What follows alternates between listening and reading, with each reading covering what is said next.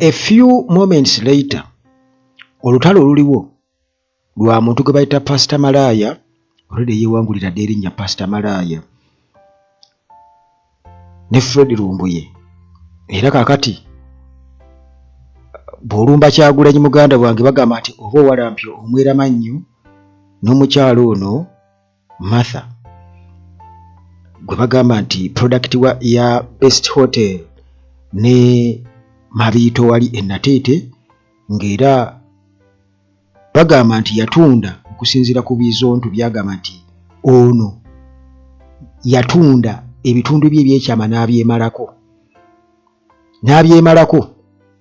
Kakati munnange Fred Lumbuye oluvannyuma lw'okuleeta akatambi nga kalaga nti state agent ebyaddala Pastor Lumbuye gwayita Pastor Malaya n'ataakaka mu ngeri y'okulaga nti ekintu kimuzitoyeeko muganda wange. Si byangu yatuse okuyimba tuliyambala engule ng'ebintu bikoze eki, alaba awanise ebyaddala.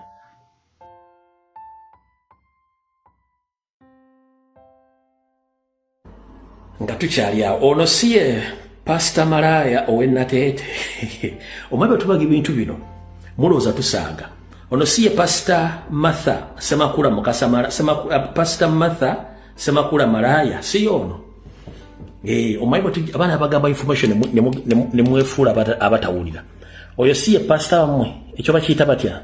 Kyabaddemu ekyo. The East Africa Community Parliamentary Week 2026, si oyo. Nti ye nze ngenda bo information omula bulungi nnyo. Yao ali nani? Ali nani? Teri kalolo kato, buli kalolo konna kaba kakulu. Wano kanzijemu ka audio muno, mulimu ka audio. Kanzijemu ka audio. Omulabye.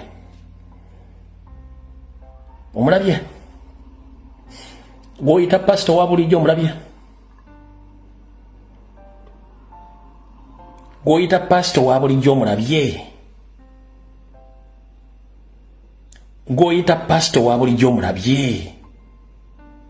Siyo gumuyita pastor wa bulijjo,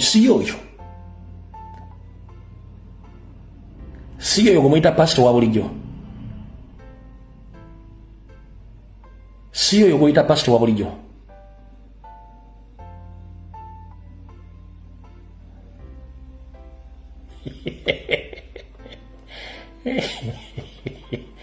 Emmotoka ezimutwala oziraba Pastor Malaya, emmotoka ezimutwala oziraba.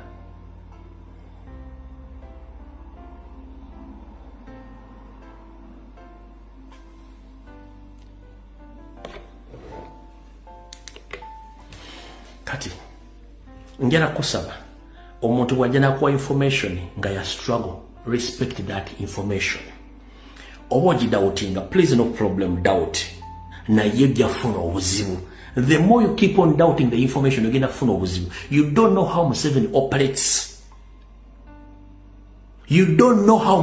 operates. Tambuza video tenabo temumanyi Museveni wa operating nga musharinge video. Lomushana mwe nambagamba mu November, ne mukuba December, ne mukuba January ne February. Information nenyifume mulabi mu July. Nzina mukuba mu November, December, January, February, March ne muta mulabi wano.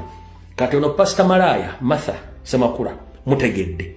Kati teriyo muntu ajja from nowhere nakola political statement ng'erumba Kyagulanyi Ssentamu oba nkyukakyuka nga si state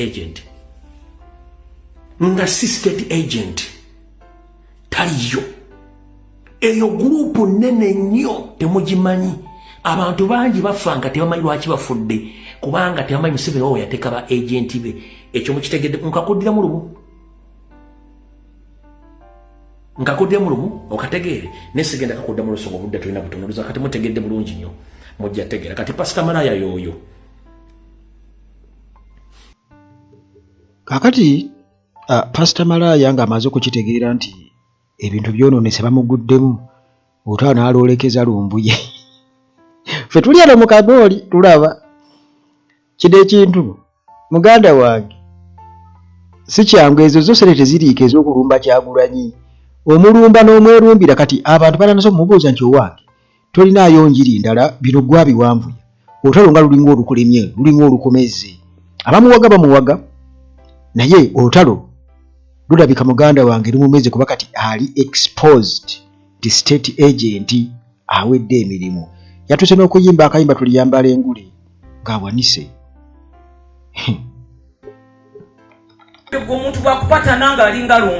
If somebody is given in like opinions if you're still minding of the opinions of men, you're going to shrink. You look at a very fat man and you say, if the Lord can give him a dose of understanding. Because how can you give me time? And you come and speak deceit to the entire world. I used to hear him speaking of the Prime Minister of the and I come to an understanding that maybe what he's saying is right. Abused a lot of nonsense. Paka lo yaze nayogera kunze ne manya nti lumbuye talina mwadde ettondo ly'amagezi n'aka. Till when he came and spoke unto me and I knew that he lacks understanding. Naye atakuŋŋaanya omugeto gw'abagwagwa ne bamuwuliriza. But he gathers up a multitude of people and they listen unto him. Kale nno nze njagala mamba etendekere. Therefore I want to train Ffe tetufuddeeyo ku bagwagwa balumbuye bye boogera. We are not mindful of the foolish people what they say. Ne tulituuka okulonda omukulembeze tugenda kulonda oyo Katonda gw'atugamba. Even if it comes to election, we are going to elect the person who is in the council of God. It is the Lord that gave us the next leader. And I went and I ticked the one whom the Lord had pointed out. Even this time, it is very visible that the hand of the Lord is unto somebody.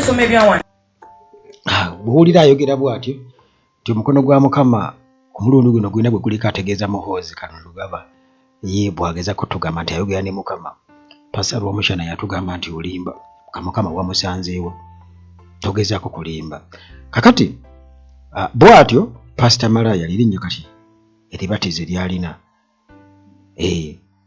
agezaako kulaga kwekompeyaringa na Katikkiro nti kati abiyingizamu Katikkiro kati naye mbu kati paka bwe yalumbye nze n'entegeera okukwegulumiza oba okitegeera gwe bayita okwegulumiza naye kirabika engatto yayambala sayizi etali yiye ebyaddala kuba abaana bakutikako akazito naawe n'okkiriza ebyaddala n'otandika okubeera nga okola n'ebyo by'olowooza nti kati oyagala osanyuseeko ko okitegedde nti kati wanyiiza abantu.